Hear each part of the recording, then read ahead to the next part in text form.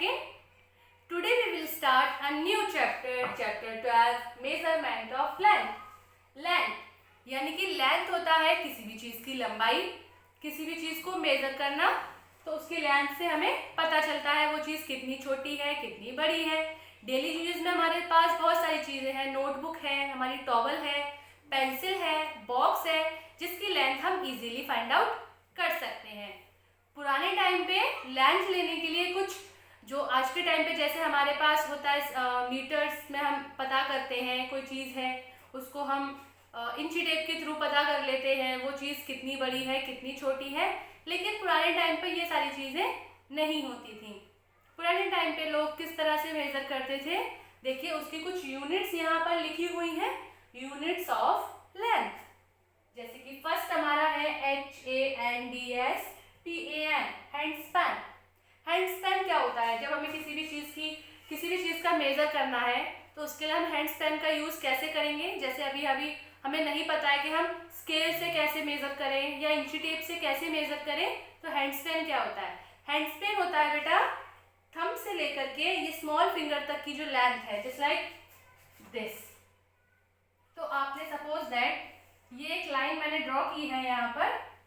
अब आपसे पूछा जा रहा है इसको हैंड स्पैन के थ्रू इसकी हैंड स्पैन से बताइए ये कितनी इसकी लेंथ क्या है. तो देखिए हमने यहाँ पर अपना थंब रखा, यहाँ से यहाँ तक हमें ऊपर वाली फिंगर्स को भूल जाना है, हमें सिर्फ अपने थंब से लेकर स्मॉल फिंगर तक की लेंथ को देखना है. अपने फिंगर को इस तरह भी नहीं रखना है, पूरे हाथ को खोलना है. तो देखिए यहाँ से यहाँ तक, तो हमारा ये कितना हुआ? 1 हैंड स्पैन. अब इसके आगे की अगर हम लेंथ लेते हैं तो देखिए ये हैंड स्पैन से भी छोटी है, यानी कि ये वाली हैंड स्पैन में नहीं आएगी. तो हैंड स्पैन समझ आया किस तरह से हम मेजर करेंगे. यहाँ से यहाँ तक का जो एरिया है वो 1 हैंड स्पैन है. अगर और बड़ा है तो हम और उसको लेंगे. हैंड स्पैन इस तरह से देखते हैं. नेक्स्ट है आपका फिंगर विड्थ. अब देखिए फिंगर विड्थ क्या होता है, इसमें भी हमारे फिंगर्स का ही यूज है. जैसे अब ये तो आपका आ गया हैंड स्पैन में, लेकिन इसके बाद का एरिया जो है इससे छोटा अगर हमें लेना है तो हम किस में लेंगे? वो लेंगे हम फिंगर विड्थ में. किस तरह से? देखिए फिंगर विड्थ में अभी आपने हैंड स्पैन किया, इस तरह पूरा हैंड को ओपन किया.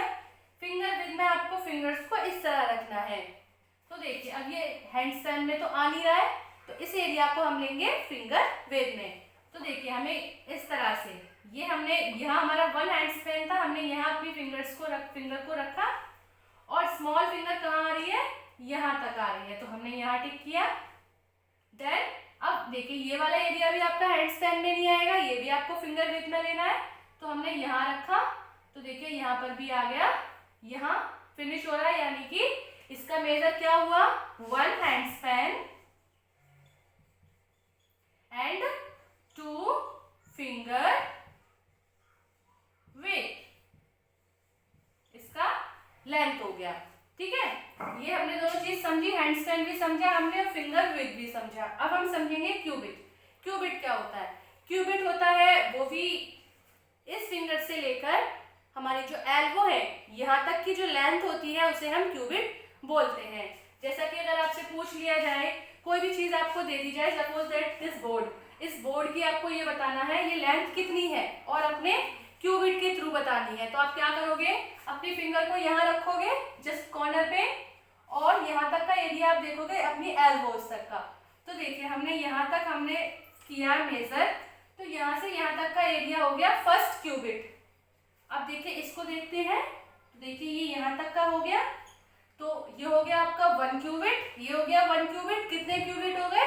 2 क्यूबिट. अब ये वाला एरिया जो है इसको हम क्यूबिट में तो नहीं ले सकते, साथ ही साथ हम इसको हैंड स्पैन में भी नहीं ले सकते, तो इसको किस में लेंगे?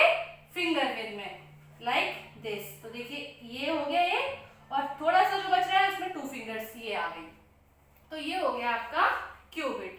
समझ आया? अब नेक्स्ट है आपका पेस.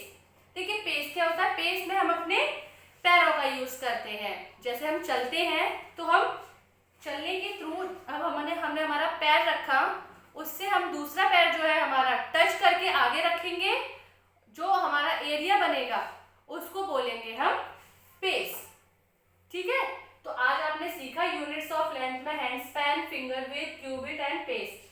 ये इन चीज़ों का यूज़ पुराने टाइम पर होता था, अब बहुत कम होता है। अब आप एक काम कर सकते हो, आपके घर में बहुत सारी चीज़ें हैं, किचन में जाओगी स्लिप मिल जाएगी, आप अपने बेड पर बैठिए बेड दिख जाएगा। बस आपको ये ध्यान रखना है हमें किस चीज़ को लेकर लेंथ की कौन सी यूनिट लेनी है। अगर कोई छोटी चीज़ है तो छोटी यूनिट लीजिए, हैंड्स का लीजिए या फिंगर विद लीजिए। कोई बड़ी चीज़ है तो उसमें आप अपने क्यूबिट का यूज़ कर सकते हो। और अपने रूम को देखना है आपको, तो रूम में आप चलते हुए पेज का यूज़ कर सकते हो। ठीक है, तो अब आपका होमवर्क ये है, आपको मेजरमेंट ऑफ लेंथ में यूनिट ऑफ लेंथ ये वाली चारों लिखनी है और अच्छे से इनको लर्न करना है। Till then bye bye.